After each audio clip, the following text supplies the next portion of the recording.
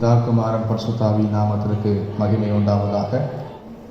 இதனால் ஆராதனை ஆரம்பத்திற்காக நாம் யாவரும் ஜெபம் செய்வோம். தேவன் ஆவியாயிருக்கிறார். அவரை தொழுது கொள்கிறவர்கள் ஆவியோடும் உண்மையோடும் அவரை தொழுது கொள்ள வேண்டும். இது கர்த்தர் கொண்டு வந்தால் இதை கலிகூர்ந்து மகிழ கடவோம். பூமியின் குடிகளே, எல்லாரும் கர்த்தரை கெம்பீரமாய் பாடுங்கள். மகிழ்ச்சியோட கர்த்தருக்கு ஆராதனை செய்து ஆனந்த சத்தத்தோட அவர் சந்நிதி முன் வாருங்கள். மாணவர்களே, நாம் யாரும் கண்களை மூடி நாம் ஜெபம் செய்வோம். இரக்கமுள்ள ஆண்டவரே, துதிக்கிறோம், ஸ்தோத்தரிக்கிறோம். துதிகளின் மத்தியில் வாசம் செய்கிறவரே, உமக்கு கொடான கொடி ஸ்தோத்திரங்களையும் துதிகளையும் எங்கள் இருதயத்தின் ஆழத்திலிருந்து நாங்கள் ஏறெடுக்கிறோம். நீர் நல்லவர், சர்வ வல்லமை உள்ளவர், எங்களை மிகவும் அதிகமாக நேசிக்கிறவர். தகப்பனே, இந்நாள் மட்டும் எங்கள் சர்வத்தில் ஜீவனையும் சுகத்தையும் பலத்தையும் கொடுத்து எங்களோடு கூட இருந்து வழிநடத்தி வருகிறே, அதற்காக உமக்கு கொடான கொடி ஸ்தோத்திரங்களையும் துதிகளையும் எடுக்கிறோம். இந்த காலை ஆராதனை வேலைக்காக உமக்கு நன்றி. நாங்கள் திருச்சபையின் மக்கள் அவரவர் இல்லங்களிலே ஆண்டவரை குடும்பமாக இணைந்து ஜெபிக்க எங்கள் தேவன் கொடுத்த கிருபைக்காக உமக்கு கொடான கொடி ஸ்தோத்திரம். ஆண்டவரே, இந்த ஆராதனை ஆசீர்வதியும், இதில் பங்கு கொள்கிற மக்களையும் எங்கள் தேவன் ஆசீர்வதியும். இது மக்களுடைய வாழ்க்கையை பிரயோஜனமாக விட கிருபை செய்யும். அதே நேரத்தில் தேவநாமம் பயன்பட அனுக்கிரகம் பண்ணும், ஆசீர்வதியும் பலப்படுத்தும். தொடக்கம் முதல் முடிவு மட்டும் பொறுப்பெடுத்துக் கொள்ளும். இயேசு கிறிஸ்துவின் நாமத்தில் யாவற்றையும் நல்ல தகப்பனே, ஆமென். நாம் யாரும் மனிதன் நம்முடைய பாடல் புத்தகத்தில் 14வது பாடலில் பாடுவோம். பாடல் 14, ஆத்துமமே என் முழு உள்ளமே உன் ஆண்டவரை தொழுதேற்ற பாடலை அவர் மனிதன் நாம் கரங்களை தட்டி நாம் பாடுவோம். ஆத்துமமே என் முழு உள்ளமே உன் ஆண்டவரை தொழுதேற்று இந்நாள் வரை அன்பு வைத்தாதரித்த உன் ஆண்டவரை தொழுதேற்று போற்றிடுவானோர் பூதலத்துள்ளோர் சாற்றுதற்கரிய தன்மையுள்ள போற்றிடும் வானோர் பூதலத்துள்ளோர் சாற்றுதற்கரிய தன்மையுள்ள ஆத்துமமே என் முழு உள்ளமே உன் ஆண்டவரை தொழுதேற்று இந்நாள் வரை அன்பு வைத்தாதரித்த உன் ஆண்டவரை தொழுதேற்று தலைமுறை தலைமுறை தாங்கும் வினோதம் உலகமும் தோன்றி ஒழியாத தலைமுறை தலைமுறை தாங்கும் வினோதம் உலகமும் தோன்றி ஒழியாத ஆத்துமமே என் முழு உள்ளமே உன் ஆண்டவரை தொழுதேற்று இந்நாள் வரை அன்பு வைத்தாதரித்த உன் ஆண்டவரை தொழுதேற்று தினம் தினம் உலகில் நீ செய்வலவான வீணை ஒரு தருளும் மேலான தினம் தினம் உலகில் நீ செய்வலவான வீணை ஒரு தருளும் மேலான ஆத்துமமே என் முழு உள்ளமே உன் ஆண்டவரை தொழுதேற்று இந்நாள் வரை அன்பு வைத்தாதரித்த உன் ஆண்டவரை தொழுதேற்று வாதை நோய் துன்பம் மாற்றி அனந்த ஓதரும் தயை செய்துயிர் தந்த வாதை நோய் துன்பம் மாற்றி அனந்த ஓதரும் தயை செய்துயிர் தந்த ஆத்துமமே என் முழு உள்ளமே உன் ஆண்டவரை தொழுதேற்று இந்நாள் வரை அன்பு வைத்தாதரித்த உன் ஆண்டவரை தொழுதேற்று ஊற்றுனக்கிறங்கி உரிமை பாராட்டும் மூற்றும் கிருபையினால் முடி சூட்டும் ஊற்றுனக்கிறங்கி உரிமை பாராட்டும் மூற்றும் கிருபையினால் முடி சூட்டும் ஆத்துமமே என் முழு உள்ளமே உன் ஆண்டவரை தொழுதேத்து இந்நாள் வரை அன்பு வைத்தாதரித்த உன் ஆண்டவரை தொழுதேத்து துதி மிகுந்தேர ஸ்தோத்தரி தினமே இதயமே உள்ளமே என் மனமே துதி மிகுந்தேர ஸ்தோத்தரி தினமே இதயமே உள்ளமே என் மனமே ஆத்துமமே என் முழு உள்ளமே உன் ஆண்டவரை தொழுதேத்து இந்நாள் வரை அன்பு வைத்தாதரித்த உன் ஆண்டவரை தொழுதேத்து. நாம் சங்கீதத்தை முறையாக வாசிக்கும்படியாக திருத்தப்பட்ட சங்கீதம் 91, சாம்ஸ் நம்பர் 91, 91வது சங்கீதத்தை நாம் யாவரும் இணைந்து நாம் முறையாக வாசிக்க கேட்போம். என்னோடு கூட இணைந்து நீங்கள் முறையாக வாசிக்க உங்களை அன்போடு நான் கேட்டுக்கொள்கிறேன். உன்னதமானவரின் மறைவில் இருக்கிறவன் சர்வ வல்லவருடைய நிழலில் தங்குவான். நான் கர்த்தரை நோக்கி நீர் நடக்கலாம், என் கோட்டை, என் தேவன், நான் நம்பியிருக்கிறார் என்று சொல்லுவேன். அவர் உன்னை வேடருடைய கண்ணிக்கும் பாலாக்கும் கொள்ளை நோய்க்கும் தப்புவிப்பார். அவர் தமது சிறகுகளாலே உன்னை மூடுவார். அவர் செட்டைகளின் கீழே அடைக்கலம் முகுவாய். அவருடைய சத்தியம் உனக்கு பரிசையும் கேடகமும் ஆகும். இரவில் உண்டாகும் பயங்கரத்துக்கும் பகலில் பறக்கும் அம்புக்கும் இருளில் நடமாடும் கொள்ளை நோய்க்கும் மத்தியானத்தில் பாலாக்கும் சங்காரத்துக்கும் பயப்படாதிருப்பாய்.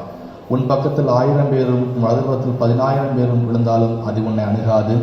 உன் கண்களால் மாத்திரம் இதை பார்த்து துன்மார்க்கத்து வரும் பலனை காண்பாய். எனக்கு அடைக்கலமாய் இருக்கிற உன்னதமான கர்த்தரை உனக்கு தாபரமாக கொண்டாய்.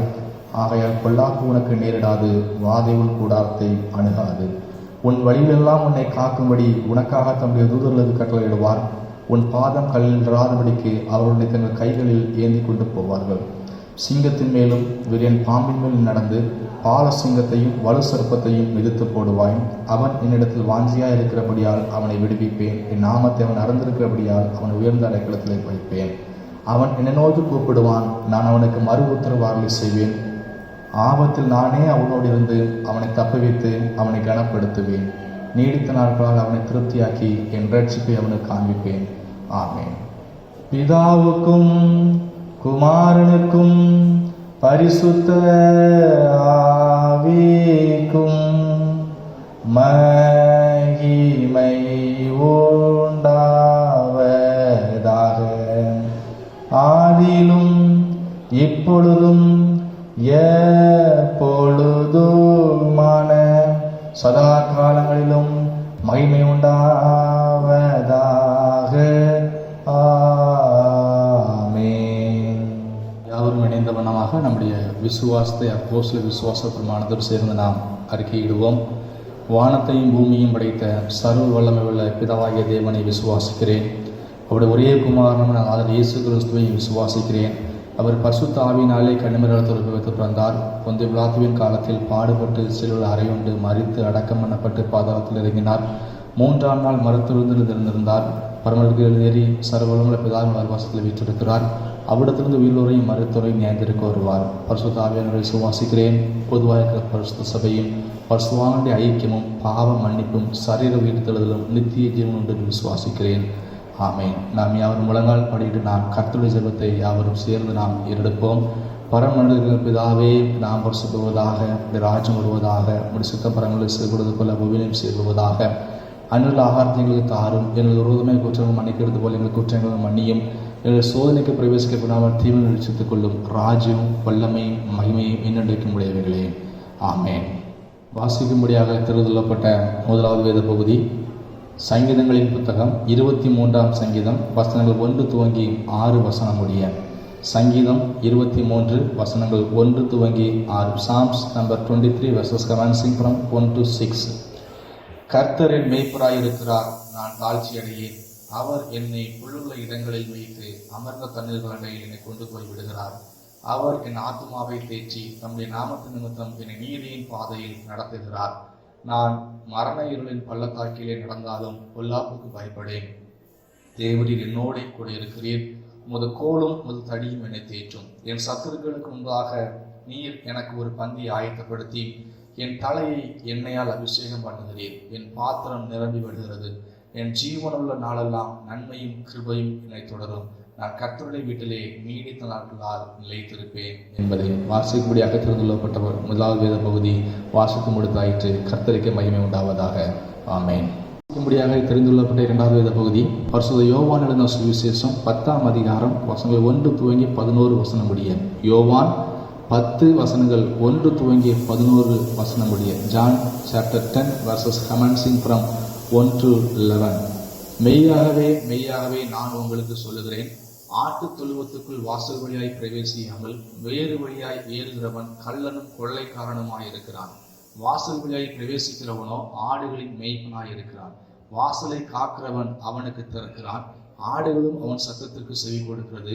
அவன் தன்னுடைய ஆடுகளை பெயர் சொல்லி கூப்பிட்டு அவைகளை வெளியே நடத்தி கொண்டு போகிறான். அவன் தன்னுடைய ஆடுகளை வெளியே விட்ட பின்பு அவைகளுக்கு முன்பாக நடந்து போகிறான். ஆடுகள் அவன் சத்தத்தை அறிந்திருக்கிறபடியினால் அவனுக்கு பின் செல்கின்றது. அந்நியனுடைய சத்தத்தை அறியாதபடியினால் அவைகள் அந்நியனுக்கு பின் செல்லாமல் அவனை விட்டோடி போம் என்றார். இந்த உவமைகளை இயேசு அவர்களுடனே சொன்னார். அவர்களோ அவர் சொன்னவைகளின் கருத்தை அறியவில்லை. ஆதலால் இயேசு மறுபடியும் அவர்களை நோக்கி, நானே ஆடுகளுக்கு வாசல் என்று மெய்யாகவே மெய்யாகவே உங்களுக்கு சொல்லுகிறேன். எனக்கு முன்னே வந்தவர்கள் எல்லாரும் கள்ளரும் கொள்ளைக்காரருமாய் இருக்கிறார்கள். ஆடுகள் அவர்களுக்கு செவி கொடுக்கவில்லை. நானே வாசல். என் வழியாய் ஒருவன் உட்பிரவேசித்தால் அவன் ரட்சிக்கப்படுவான். அவன் உள்ளும் புறமும் சென்று மேய்ச்சலை கண்டடைவான். திருடன் திருடவும் கொல்லவும் அழிக்கவும் வருகிறானே அன்றி வேறொன்றுக்கும் வரான். நானோ அவைகளுக்கு ஜீவன் உண்டாயிருக்கவும் அது பரிபூரணப்படவும் வந்தேன். நானே நல்ல மேய்ப்பன். நல்ல மேய்ப்பன் ஆடுகளுக்காக தன் ஜீவனை கொடுக்கிறான் என்றார் என்பதை வாசிக்கும்படியாக தெரிந்துள்ளப்பட்ட இரண்டாவது வேத பகுதி வாசித்து முடித்தாயிற்று. கர்த்தருக்கு மகிமை உண்டாவதாக. ஆமென். ஆண்டவரும் உலக இரட்சகருமாகிய இயேசு கிறிஸ்துவின் இனிதான நாமத்திற்கு மகிமை உண்டாவதாக. ஆண்டவராகிய இயேசு கிறிஸ்துவின் இனிதான நாமத்தினாலே உங்கள் அனைவரையும் வாழ்த்தி வரவேற்றுக் கொள்வதிலே மிகுந்த மகிழ்ச்சி அடைகிறேன். கிறிஸ்துவுக்குள் பிரியமானவர்களே, அநேக வாரங்களுக்கு அப்புறமாக நாம் இந்த ஆராதனையின் மூலமாக நாம் தேவனை ஆராதிக்கவும் நாம் ஒருவரை ஒருவர் சந்திக்கவும் தேவன் கொடுத்த பெரிதான கிருபைக்காக நான் கர்த்தருக்கு நன்றி செலுத்துகிறேன். இந்த உலகமே இந்த கொரோனா வைரஸ்னாலே பயந்து நடுங்கி கொண்டிருக்கிற சமயத்தில் நாம் தேவ பாதுகாப்போடு இந்த உலகத்தில் ஜீவிக்க கர்த்தர் நமக்கு கிருபை கொடுத்திருக்கிறாரே, நான் கர்த்தருக்கு நன்றி செலுத்துகிறேன். இந்த நாளிலும் இந்த ஆராதனை வேளையிலே சற்ற தியானத்திற்காக தெரிந்துள்ளப்பட்ட வேத வசனம் சங்கீதங்களின் புத்தகம் 23ஆம் சங்கீதம் 1வது வசனம். கர்த்தர் என் மேய்ப்பராய் இருக்கிறார், நான் தாழ்ச்சி அடையேன். நாம் யாவர் கண்களை மூடி நாம் ஜெபம் செய்வோம். ஒருவராய் பெரிய அதிசயங்களை செய்கிற நல்ல ஆண்டவரே, அருமையான இந்த காலை பொழுது நேரத்திலே நாங்கள் உங்களுடைய வார்த்தையை தியானிப்பதற்காக கடந்து செல்கிறோம். என் தகப்பனே, நீர் பேசுகிற ஆண்டவர், எங்களோடு பேசும். உம்முடைய வார்த்தையினாலே எங்களோடு இடைபடும். நாங்கள் அதை கேட்கும் போது எங்கள் ஆத்மாவுக்கு அது ஒரு உற்சாகத்தையும் ஆவிக்குரிய வளர்ச்சிக்கு ஒரு உத்வேகத்தையும் கொடுக்க எங்கள் தேவன் கிருபை செய்தலை விடுமா சமூகத்தில் நன்றாகிறோம்.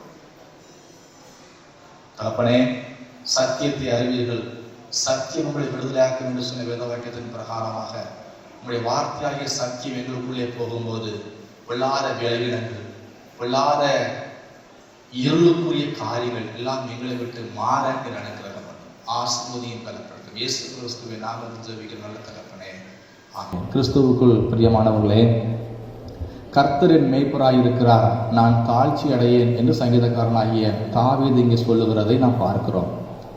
இன்று கிறிஸ்தவர்களாகிய நாம் அநேக நேரங்களிலே கிறிஸ்தவ ஆராதனைகளிலும் இல்லை ஜபக்கூடுகையிலும் ஃபேமிலி பிரேயரிலும் நாம் பாடுகிற ஒரு பாடல் அன்பே பிரதானம் என்கிற ஒரு பாடலை நாம் மிகவும் ரசித்து ஒரு பக்திக்குரிய ஒரு பாடலாக நாம் பாடிக்கொண்டிருக்கிறோம். ஆனால் எவ்வாறு தான் அப்படி பாடினாலும் கூட இன்று அநேக கிறிஸ்தவ மக்களுடைய வாழ்க்கையிலே அன்பே பிரதானம் என்று பாடினாலும் அவருடைய வாழ்க்கையிலே பணம் தான் பிரதானமாக காணப்படுகிற ஒன்றாக இருக்கிறது. இங்கே நாம் பார்க்கும்போது தாவீது அரசனை குறித்து நாம் பார்க்கிறோம். தாவீது அரசனிடத்தில் எவ்வளவு செல்வம் இருந்தாலும் தாவீது அரசனிடத்தில் எவ்வளவு செல்வாக்கு இருந்தாலும், செழிப்பு இருந்தாலும், அதிகாரம் இருந்தாலும், அவர் சொல்லுகிற ஒரு காரியம் என்னவென்றால், இவை எல்லாம் என்னுடைய வாழ்க்கையில ஒரு நிறைவை தரவில்லை. என்னுடைய வாழ்க்கையில ஒரு நிறைவான ஒரு ஆசீர்வாதம் வர வேண்டுமானால், என்னுடைய வாழ்க்கையில ஒரு குறைவில்லாத ஆசீர்வாதம் வர வேண்டுமானால், என் ஆண்டவராகிய தேவனால் மாத்திரமே முடியும். அவர் என் மேய்ப்பராக இருக்கும்போது மாத்திரமே என் வாழ்க்கையிலே எந்த ஒரு குறைவுமே இருக்காது என்று அவர் அங்கே சொல்லுகிறதாக நாம் பார்க்கிறோம். இந்த உலகத்திலே நாம் வாழ்கிறோம். இந்த வாழுகிற நம்முடைய வாழ்க்கையில இன்று மனிதனுடைய இருதயத்திலே ஏற்படுகிற ஒரு பயம் என்னவென்றால், அடுத்த வாழ்க்கையில என்ன நடக்கும், என் வீட்டுல அடுத்த நேரம் என்ன நடக்கும், அடுத்த நேரம் சாப்பாட்டுக்கு என்ன பண்ணுவேன், அடுத்த மாதம் சாப்பாட்டுக்கு என்ன பண்ணுவேன், அடுத்த வாரம் சாப்பாட்டுக்கு என்ன பண்ணுவேங்கிற ஒரு விதமான பயம் கலந்த எண்ணங்கள் இன்று நம்மோடு கூட காணப்படுகிற ஒன்றாக இருக்கிறது. இது அனைவருடைய வாழ்க்கையில இருக்கிற ஒன்று. ஆனால் ஆடுகள், ஆண்டவர் சொல்கிறாரு, அவர் என்னுடைய மேய்ப்பராக இருந்தார் என்றால் என் வாழ்க்கையில் எந்த விதமான குறையும் கிடையாது. ஏன்னா நாம் அவருடைய ஆடுகள். ஆடுகளுடைய பார்வை எப்பொழுதும் ஒரு குறைவான பார்வையாக இருக்கும், ஒரு குறுகிய பார்வையாக இருக்கும். அந்த குறுகிய பார்வை நம்மிடத்தில் காணப்படுவதனால தான் அடுத்த நேரத்தில் நான் என்ன பண்ணுவேன், அடுத்த வேலைக்கு நான் என்ன பண்ணுவேன்னு சொல்லிக்கிட்டு அதை குறித்தே பயத்தோடு காணப்படுகிறவர்களாக நாம் காணப்படுகிறோம். கிறிஸ்துவுக்குள் பிரியமானவர்களே, நீங்க தாவீது சொல்லும் போது அவர் சொல்லுகிறாரு, ஆண்டவரின் மேய்ப்பராய் இருக்கிறார். ஒரு நாள் மேய்ப்பராய் இருக்கிறார் என்றோ, ஒரு வாரத்துக்கு மேய்ப்பராய் இருக்கிறார் என்றோ, ஒரு மாதத்துக்கு மேய்ப்பராய் இருக்கிறார் என்றோ, ஒரு வருடத்துக்கு மேய்ப்பராய் இருக்கிறார் என்றோ அவர் சொல்லவில்லை. அவர் என் வாழ்க்கையில் வாழ்நாள் முழுவதும் என் மேய்ப்பராக இருக்கிறதுனாலே எந்த விதமான குறையும் என் வாழ்க்கையில் வராது என்று அவர் சொல்லுகிறவராக காணப்படுகிறார். அதன் அர்த்தம் என்ன தெரியுமா? நாளைய தினத்தை குறித்து நாம் கவலைப்பட்டுக் கொண்டிருக்கிறோம், ஆனால் நம்முடைய பார்வை மிக குறுகியது. என் ஆண்டவராகிய தேவன் என்னுடைய மேய்ப்பராக இருப்பார் என்றால் என் வாழ்க்கையிலே ஒரு நாளும் ஒரு குறையும் வராது, எந்த பயமும் இருக்காது. ஆக அருமையான தேவனுடைய பிள்ளைகளே, கர்த்தர் என் மேய்ப்பராய் இருக்கும்போது எனக்கு எந்த விதமான குறைவும் இல்லை. அவர் மேய்ப்பராய் இருக்கும்போது எனக்கு குறைவு இல்லை என்றால், அந்த மேய்ப்பராய் இருந்தால் மாத்திரம் குறைவு இல்லைன்னு நம்ம சொல்ல முடியாது. நம்ம ஆண்டவர் உலகத்துல எல்லா மக்களும் மேய்ப்பனாக இருக்கிறார். ஆனால் யாருக்கும் குறைவு இல்லை. கர்த்தர் எல்லாருக்கும் மேய்ப்பனாக இருக்கார். அவர் எல்லாருக்கும் மேய்ப்பனாக ஆவலுள்ளவராக இருக்கிறார். ஆனால் அந்த மேய்ப்பனை, அவரை மேய்ப்பனாக கொண்ட எல்லாத்துக்கும் குறைவில்லை என்று நாம் என்ன செய்ய முடியாது, சொல்ல முடியாது. அப்படியானால் 3 காரியங்களை நான் சொல்ல விரும்புகிறேன். ஆண்டவர் நம் வாழ்க்கையில் இருக்கும்போது யாருக்கு குறைவு கிடையாது என்று நாம் பார்க்கும்போது, முதலாவதாக நாம் பார்க்கும்போது யோவான் எழுதின சுவிசேஷம் 10ஆம் அதிகாரம் 27வது வசனத்தை நாம் வாசிப்போம். யோவான் 10:27. அதில் சொல்லப்பட்டிருக்கிறது, என் ஆடுகளின் சத்தத்துக்கு செவி கொடுக்கிறது, நான் அவைகளை அறிந்திருக்கிறேன், அவைகள் எனக்கு பின் செல்கிறது. முதலாவதாக நாம் பார்க்கும்போது ஆண்டவருக்கு செவி கொடுப்பவனுக்கு குறைவில்லை. கிறிஸ்துவுக்குள் பிரியமானவர்களே, ஆண்டவர் எல்லாத்துக்கும் மேய்ப்பனாகத்தான் இருக்கிறார். எனக்கு மேய்ப்பனா இருக்கிறார், உங்களுக்கு மேய்ப்பனா இருக்கிறார். இந்த உலகத்திலே மற்ற ஜனங்களுக்கும் அவர் மேய்ப்பனா இருக்க ஆசைப்படுகிறார். திருச்சபைக்குள்ளே பேர் கிறிஸ்தவர்கள் சொல்லிக் கொள்கிறவருக்கும் அவர் மேய்ப்பனாகத்தான் இருக்கிறார். திருச்சபைக்குள்ளே அவரை விசுவாசிக்கிறேன் என்று சொல்லி அநேக விதமான தவறான காரியங்களில் ஈடுபடுவதற்கு அவர் மேய்ப்பனாகத்தான் காட்டப்படுகிறார். ஆனால் ஒரு மந்தைக்குள்ளே அமைதியான ஆடுகளும் உண்டு, மேய்ப்பனை உண்மையாக பின்பற்றுகிற ஆடுகளும் உண்டு, மேய்ப்பனை முட்டுகிற ஆடுகளும் உண்டு. ஆனால் எல்லா ஆட்டுக்கும் ஒரே மேய்ப்பன் தான் காணப்படுவார். அதே நேரத்துல இங்க நான் பார்க்கும்போது எல்லா ஆடுகளுக்கும் அவர் மேய்ப்பனாக இருந்தாலும் யாருக்கு குறைவில்லாத ஆசீர்வாதத்தை அவர் கொடுக்கிறார் நாம் பார்த்தோம் என்றால், அவர் அவருடைய வார்த்தைக்கு செவி கொடுக்கிறவனுக்கு எந்த விதமான குறைவில்லாத ஆசீர்வாதத்தை கொடுக்கிறவராகத்தான் காணப்படுகிறார். ஆடுகளுக்கு அரைக்குறை பார்வை தான் உண்டு, ஆனால் அது செவி கேட்கும் திறன் மிகவும் அதிகமானது. அதன் கண்கள் அதை ஏமாற்றலாம், ஆனால் செவிகள் ஒருபோதும் அதை என்ன செய்யாது, ஏமாற்றாது. யோவான் சுவிசேஷம் 10ஆம் அதிகாரம் 3வது வசனத்தை வாசித்து பார்க்கும்போது, வாசலை காக்கிறவன் அவனுக்கு திறக்கிறான், ஆடுகளும் அவன் சத்தத்துக்கு செவி கொடுக்கிறது, அவன் தன்னுடைய ஆடுகளை பேர் சொல்லி கூப்பிட்டு அவைகளை வெளியே நடத்தி கொண்டு போகிறான் என்று சொல்லப்பட்டிருக்கிறது. அவன் தன் ஆடுகளை பேர் சொல்லி கூப்பிட்டு அவைகளை வெளியே நடத்தி கொண்டு போகிறான். அவன் அந்த ஆடுகளை பேர் சொல்லி கூப்பிடும் போது ஆடுகளும் அவன் சத்தத்திற்கு செவி கொடுக்கிறது. ஏனென்றால் அந்த ஆடுகள் அவன் சத்தத்தை தெளிவாக கேட்கிற ஒன்றாக காணப்படுகிறது. அருமையான தேவனுடைய பிள்ளைகளே, யோவான் சுவிசேஷம் 10ஆம் அதிகாரம் 27வது வசனமாக சொல்வது, என் ஆடுகள் என் சத்தத்திற்கு செவி கொடுக்கிறது. சிரியா நாட்டிற்கு சென்ற ஒரு பயணி அங்கே பார்க்கும்போது, அங்கே வனாந்திரத்திலே ஒரு 3 விதமான மேய்ப்பருடைய ஆடுகள் ஒரே இடத்திலே மேய்ந்து கொண்டிருந்தது. அப்பொழுது அவர் அந்த மேய்ப்பர்களை பார்த்து கேட்டார், இத்தனை ஆடுகள் மேய்ந்து கொண்டிருக்கிறதே, இதில் உங்களுடைய ஆடுகள் எது என்று நீங்கள் எப்படி கண்டுபிடிப்பீர்கள் என்று அவர் அங்கே கேட்கிறவராக காணப்பட்டார். ஆனால் அந்த ஆட்டின் உரிமையாளர், அதாவது அந்த ஆடை மேய்க்கிற அந்த மனிதன் மேய்ப்பன் சொன்னார், அந்த அதில் மேனா என்கிற ஒரு அரபு வார்த்தையை கூறினார். மேனா, மேனா என்றால் என்ன அர்த்தம் என்றால் என்னை பின்தொடர் என்று அர்த்தம். மேனா என்றால் என்னை பின்தொடர். இவன் அத்தனை ஆடுகள் இருக்கிற இடத்துல மேனா என்கிற வார்த்தையை ஆடுகள் கேட்டவுடனே அந்த கூட்டத்துக்குள் இருந்து ஒரு 30 ஆடுகள் வெளியே வந்தது. வெளியே வந்து அந்த மனுஷனுக்கு பக்கத்துல நினைச்சது போனது. காரணம் என்ன தெரியுமா? தன்னுடைய மேய்ப்பனுடைய சத்தத்தை அந்த ஆடுகள் அறிந்திருந்தது. அந்த ஆட்டுக்கு தெரியும், என் மேய்ப்பனுக்கு பின்னாடி போனோம்னா இந்த மேய்ப்பன் சரியான பாதையை நடத்துவாரு, சரியான இடத்துல என்ன கொண்டு போய் விடுவாரு, சரியான தண்ணீரை கொடுப்பார், சரியான ஆகாரத்தை கொடுப்பார், என் சரீரத்துக்கு என்ன தேவையோ அதை கொண்டு எனக்கு என்ன செய்வாரு, கொடுப்பார் என்கிற ஒரு விசுவாசம் அந்த ஆடுகளுக்குள்ளே வரும். அப்படியானால் முதலாவதாக நாம் ஆண்டவராகிய மேய்ப்பனுடைய சத்தத்திற்கு நாம் செவி கொடுக்கும் போது நம்முடைய வாழ்க்கையிலே எந்த விதமான குறைவும் கிடையாது. கிறிஸ்துவுக்குள் பிரியமானவர்களே, இன்றைக்கு நாம் மனிதனுடைய சத்தத்துக்கு செவி கொடுக்கிறவர்களாக இருக்கிறோம். மனிதனுடைய சத்தத்துக்கு செவி கொடுத்தோம் என்றால் நம்முடைய வாழ்க்கையிலே குறைவுகள் தான் வரும், ஒரு நாள் நிறைவே வராது. நாம் ஆண்டவருடைய வார்த்தைக்கு, ஆண்டவருடைய சத்தத்துக்கு நாம் என்ன செய்ய வேண்டும், செவி கொடுக்க வேண்டும். அப்படி செவி கொடுக்கும் போது நம்முடைய வாழ்க்கையிலே எந்த விதமான குறைவும் இருக்காது. நாம் பார்க்கும்போது யோவான் சுவிசேஷம் 10ஆம் அதிகாரம் 4வது வசனம், அவன் தன்னுடைய ஆடுகளை வெளியே விட்ட பின்பு அவைகளுக்கு முன்பாக நடந்து போகிறான். ஆடுகள் அவன் சத்தத்தை அறிந்திருக்கிறபடியினால் அவனுக்கு பின் செல்கிறது என்று இங்கே சொல்லப்பட்டிருக்கிறது. இரண்டாவது நாம் பார்க்கும்போது ஆண்டவரால் வழிநடத்தப்படுவோருக்கு குறைவில்லை. ஆண்டவரால் வழிநடத்தப்படுவோருக்கு குறைவில்லை. முதலாவதாக நாம் பார்த்தோம், ஆண்டவருடைய சத்தத்துக்கு செவி கொடுப்பவர்களுக்கு குறைவில்லை. இரண்டாவதாக ஆண்டவரால் வழிநடத்தப்படுவோருக்கு குறைவில்லை. கிறிஸ்துவுக்குள் பிரியமானவர்களே, அவன் தன் ஆடுகளை வெளியே போன பின் அவற்றிற்கு முன் நடந்து போகிறான் என்று சொல்லப்பட்டிருக்கிறது. பாலஸ்தீனாவில் நாம் பார்க்கும்போது மேய்ப்பர்கள் ஆடுகளுக்கு முன்பாக நடந்து போகிறவர்களாக காணப்படுகிறார்கள். ஆடுகளை மேய்ப்பன் வழிநடத்தி போவான். மேய்ப்பன் எந்த இடத்துல உணவு இருக்கிறது, எந்த இடத்துல ஆடுகளுக்கு தேவையான அனைத்து விதமான காரியங்களும் கிடைக்கும், தண்ணீர் கிடைக்கும் என்பதெல்லாம் அறிந்து வைத்திருக்கிறபடினாலே மேய்ப்பன் அந்த ஆடுகளை வழிநடத்தி கொண்டு போகிறவனாக காணப்படுகிறான். அதனால தான் இங்கே சொல்லப்பட்டிருக்கிறது, அவைகளை வெளியே விட்ட பின்பு அவைகளுக்கு முன்பாக நடந்து போகிறான், அந்த ஆடுகளும் அவனுக்கு பின்பதாக என்ன செய்கிறது, போகிறதாக காணப்படுகிறது. அருமையான தேவனுடைய பிள்ளைகளே, எந்த ஆடுகள் ஆண்டவருக்கு பின்னாக செல்கிறதோ அந்த ஆடுகள் திருப்தி அடைகிறது. இன்றைக்கு நாம் பார்க்கும்போது நம்முடைய வாழ்க்கையிலே இன்றைக்கு இப்படிப்பட்ட ஒரு பஞ்சத்தை நாம் சந்திப்போம் என்றால் ஒரு நாளும் எதிர்பார்த்தது கிடையாது. ஒருவேளை பஞ்சத்தை குறித்து நாம் கேள்விப்பட்டிருக்கலாம்.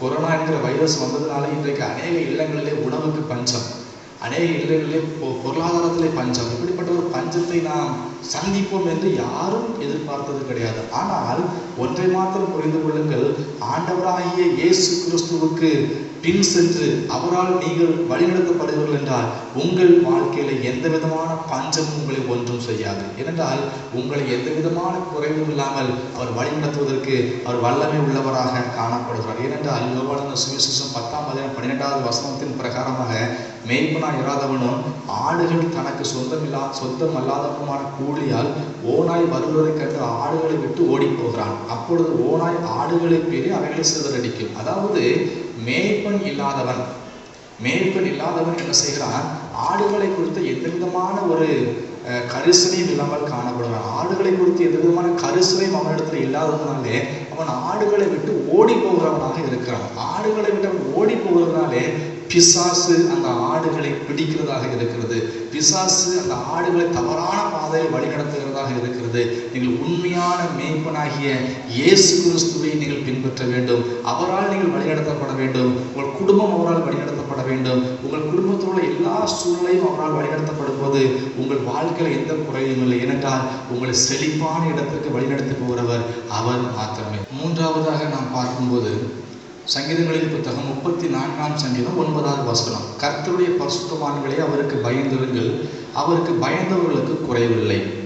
மூன்றாவதாக நாம் பார்க்கும்போது கிறிஸ்துவுக்கு பிரியமானவர்களே, ஆண்டவருக்கு பயப்படுவோருக்கு குறைவில்லை. எந்த ஒரு மனிதன் ஆண்டவருக்கு பயப்படுகிறானோ அந்த மனிதனுடைய வாழ்க்கையிலும் உங்களுடைய இல்லத்திலும் உங்களுடைய குடும்பத்திலும் எந்த விதமான குறைவையும் தேவன் கட்டளையிட மாட்டார். அவருடைய வாழ்க்கை எல்லா நிறைவையும் தேவன் கட்டளையிடுகிறவராக அவர் காணப்படுகிறார்.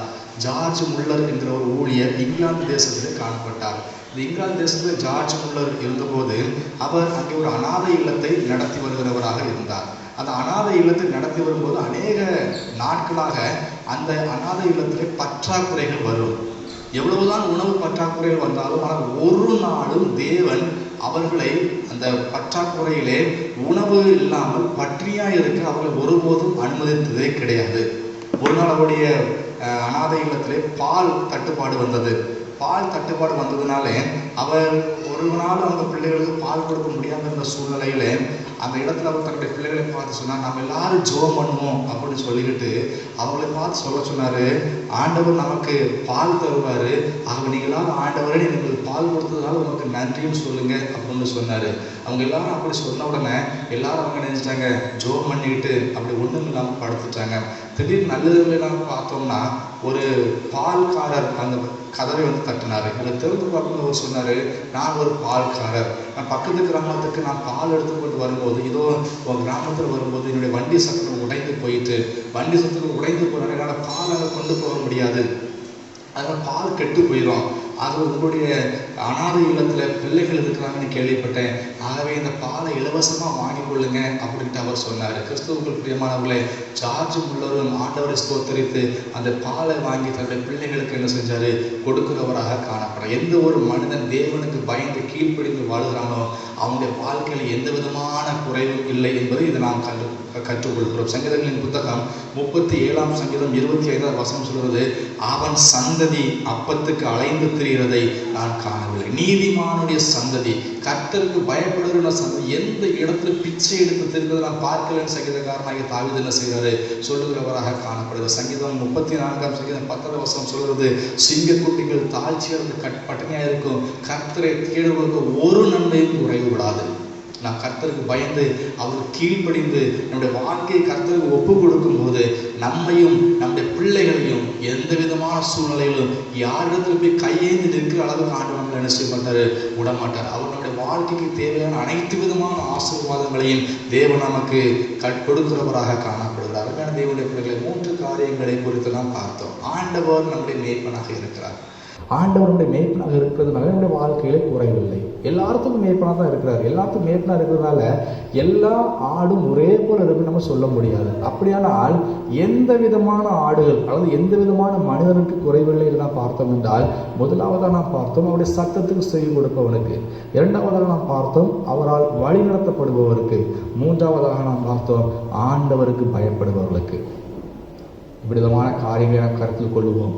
ஆண்டவருக்கு கீழ்ப்படிங்க, அவருக்கு பயப்படுங்க, அவருக்கு பின் செல்லுங்க, மனிதனுக்கு பின் செல்லாதுங்க, அதே நேரத்தில் அவருக்கு செவி கொடுங்க.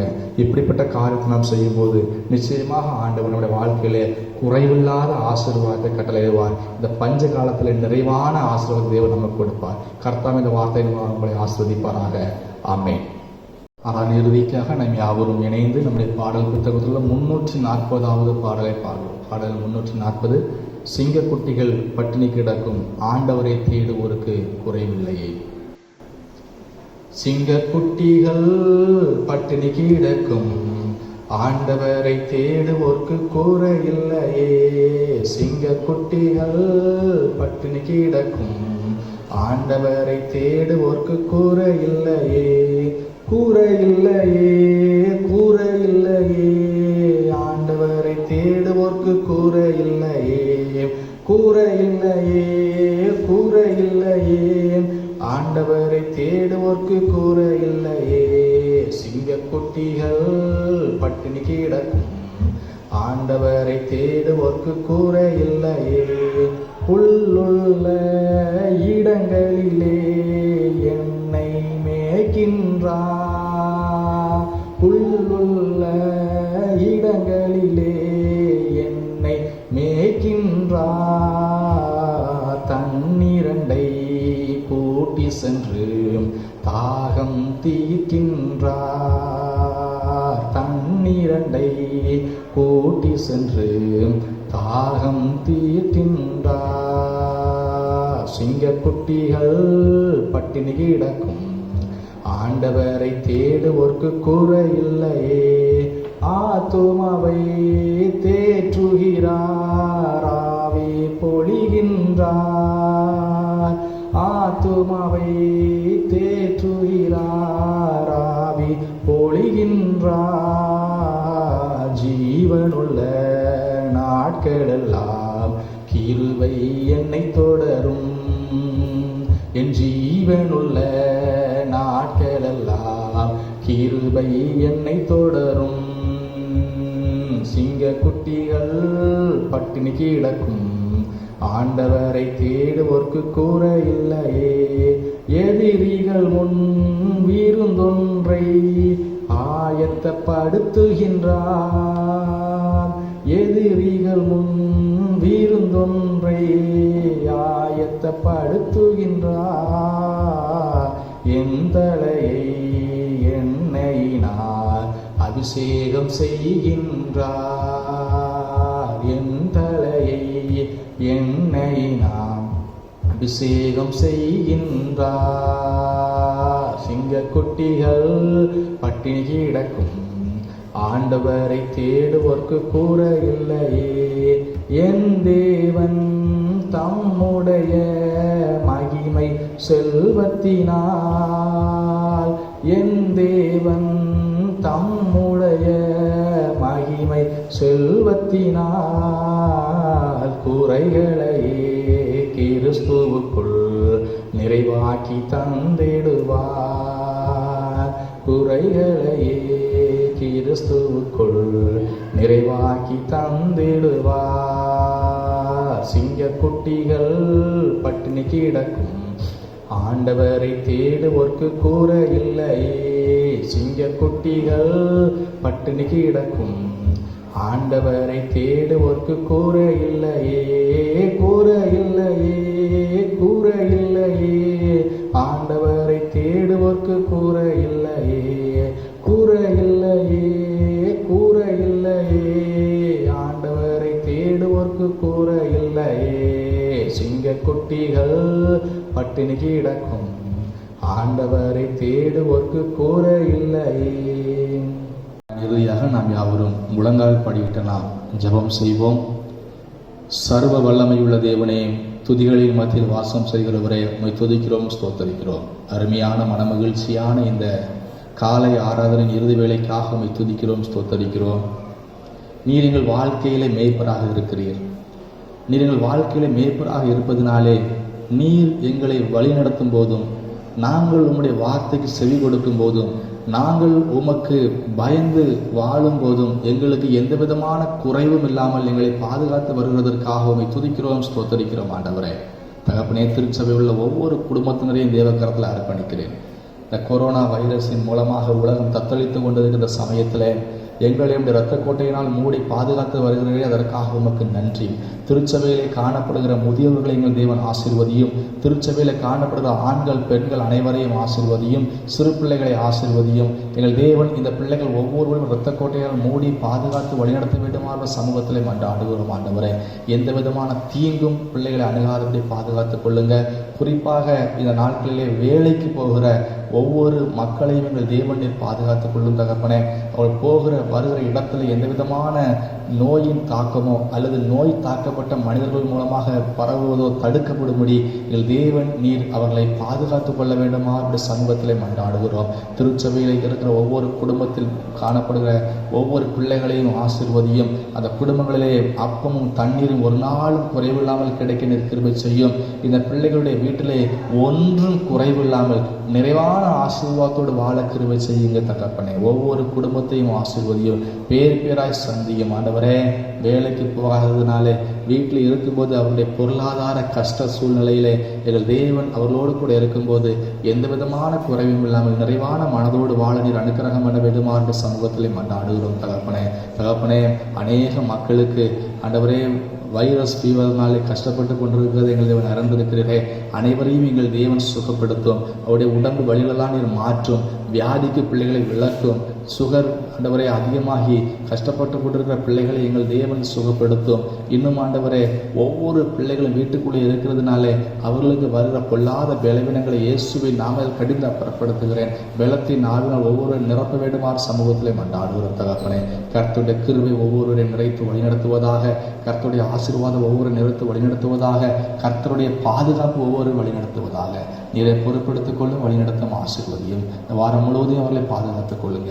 இதை பார்த்து கொண்டிருக்கிற ஒவ்வொரு பிள்ளைகளையும் ஆசீர்வதியும். ஆண்டவர், இந்த ஆராதனை மூலமாக இந்த பிள்ளைகளுடைய வீடுகள் ஆஸ்வதிக்கப்பட கிருபை செய்யும். சமாதானத்தின் தேவன் இந்த பிள்ளைகளுடைய வீடுகளிலே சமாதானத்தை கட்டளையிடும், ஆஸ்வதியை பலப்படுத்தும். எல்லாவற்றையும் எங்கள் தகப்பனும் உலக ரட்சகருமாய் இருக்கிற இயேசு கிறிஸ்துவின் நாமத்தில் நல்ல தகப்பனே, ஆமென். ஆசீர்வாதத்தை பெற்றுள்ள இயேசு கிறிஸ்துவின் கிருபையும் பிதாவாகிய தேவனுடைய அன்பும் பரிசுத்தாவின் ஐக்கியமும் நம்ம நிறுவனம் இன்று விடுதலாக தங்கியிருப்பதாக. ஆமென். தேவ ஆசீர்வாதத்தோடு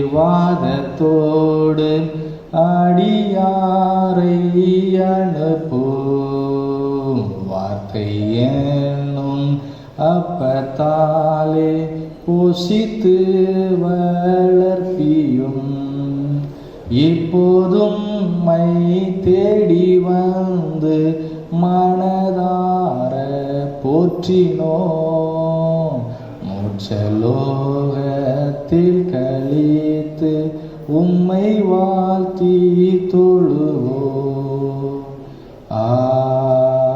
ஆமென். என் ஆத்துமாவே கர்த்தரை ஸ்தோத்திரி, என் முழுவதும் பரிசுத்த நாமத்தை ஸ்தோத்திரி. என் ஆத்துமாவே கர்த்தரை ஸ்தோத்திரி, அவர் சில சகல பவனம் மறவாதே. ஆமென். ஹல்லேலூயா, ஹல்லேலூயா, ஹல்லேலூயா. கர்த்தர் உங்கள் அனைவரையும் ஆசீர்வதித்து நடத்துவாராக. ஆமென்.